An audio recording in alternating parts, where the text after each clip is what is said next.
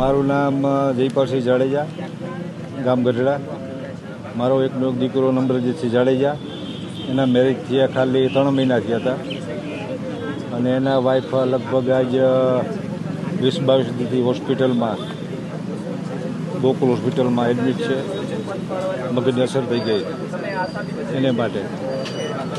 અને સંતાનમ એક બાબુ જ માર્યા હતો. ઘરમાં કોઈ છે નહીં. ઘટના છે, શું સરકાર પાસે તમારી અપેક્ષા છે? સરકાર આગળ અપેક્ષા એક જ કે ન્યાયિક તપાસ કરી યોગ્ય બધાને ન્યાય આપે અને પીડિતોને જે આમાં ભાઈ અધિકારીઓ છે એને સસ્પેન્ડ કરી, ડિસમિસ કરી અને જેલ હવાલે કરે, એ અમારી માગણી. અધિકારીઓ પર તો કાર્યવાહી થઈ, પરંતુ નેતા વગર આ શક્ય નથી. નેતા જાજા છે, મને એવું લાગે છે. એમાં હરામખાવ જાજા છે હપ્તા લેવાવાળા.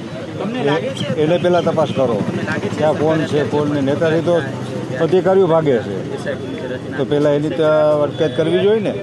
આ નેતા છે, મીડિયા સામે લાવવા જોઈએ, એ કોઈ આવતા નથી.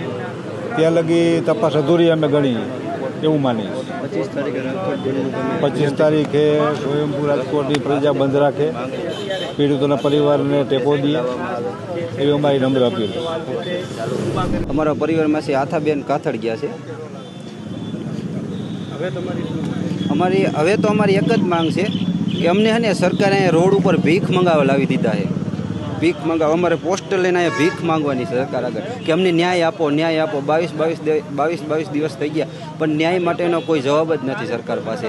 બીજું એ કે નાના અધિકારીઓને એ લોકો પકડે છે. કાલે 13 અધિકારીને પકડા તો નાના અધિકારીઓને પકડાશે, મોટા અધિકારીઓને કેમ નથી પકડતા?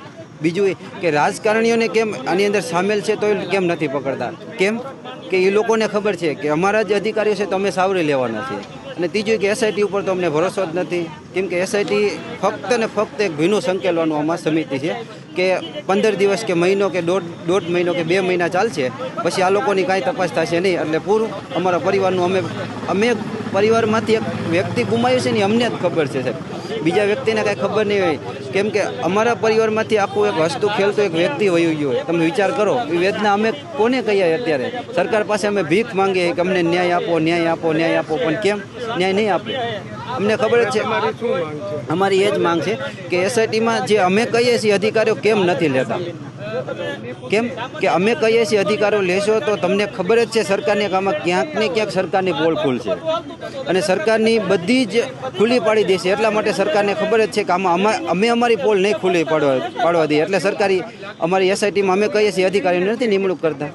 બંધ પાડવા મુદ્દે તમે રાજકોટવાસીઓને શું અપીલ? અમે રાજકોટવાસીઓને એટલું કહીએ છીએ કે અમે કહીએ ને નહીં, તમે તમારી બેન અને દીકરીની માધ્યમથી જો તમે આવી રીતે આવનારી ઘટના ન બને એ તમે જાણી અને જો તમે સ્વયંભૂ બંધ પાડશો તો રાજકોટની જનતાને ખબર પડશે અને રાજકોટની જનતા જાગશે તો સરકારને પણ ખબર પડશે કે નહીં, જનતા 100% જાગૃત છે, તો અમને ન્યાય મળવાની આશા રહેશે.